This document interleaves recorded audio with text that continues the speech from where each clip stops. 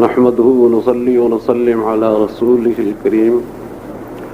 حضرات، میں تقریر کرنے کے لیے نہیں کھڑا ہوا، میں آپ کے سامنے اس لیے کھڑا ہوں، ایک تو آپ کا شکریہ ادا کروں کہ آپ نے اتنی دیر تک ہمارے اس بزم رضا کی دعوت پر یہاں آ کر ہمیں شکریہ کا موقع عطا فرمایا، اور دوسرے شہزادے علی وقار حضرت علامہ اختر رضا خان صاحب دامت برکاتہم عالیہ کا شکریہ ادا کرنا چاہتا ہوں کہ انہوں نے ہماری دعوت کو قبول فرمایا، اپنے برادر خرد کے ساتھ اور اپنے سیکریٹری کے ساتھ وہ ہماری اس مسجد میں تشریف لے آئے، اور ان کے پھپھا صاحب حضرت مولانا تقدس علی خان صاحب جو شیخ الحدیث و تفسیر بھی ہیں، ماشاءاللہ بڑے بزرگ ہیں، معمر ہیں، وہ بھی ہماری دعوت کو تشریف لے آئے۔ ہم اور دیگر ہمارے دوست احباب جو یہاں موجود ہیں ان سب کے شکر گزار ہیں۔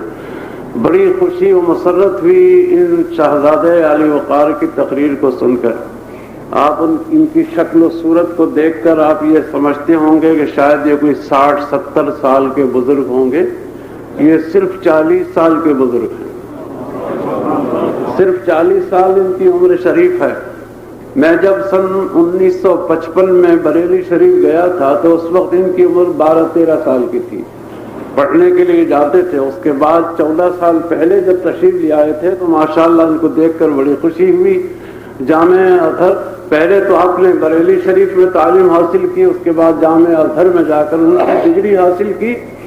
خیر، ڈگریاں تو ہر کوئی شخص حاصل کرتا ہے، لیکن جو سب سے اہم ترین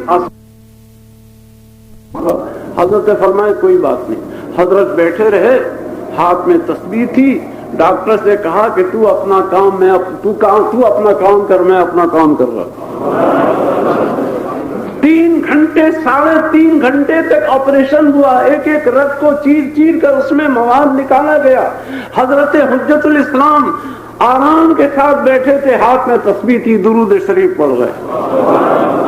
اللہ اکبر! ڈاکٹر حیران تھا کہ آج تک ایسے کسی مریض کو میں نے نہیں دیکھا جس کا آپریشن کی بغیر اس کا کیا گیا ہو، بغیر بے ہوش کیے ہوئے۔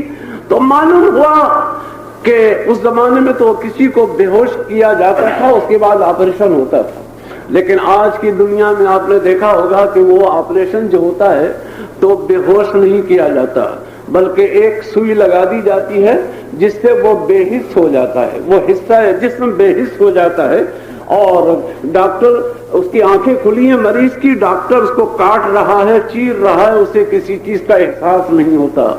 تو جب دنیا میں ڈاکٹروں نے ایک ایسے انجیکشن تجویز کیے ہیں کہ جب جسم میں اس انجیکشن کو لگایا جاتا ہے تو درد کی تکلیف نہیں ہوتی اس وقت جب کہ ڈاکٹر اس کا آپریشن کرتا ہے۔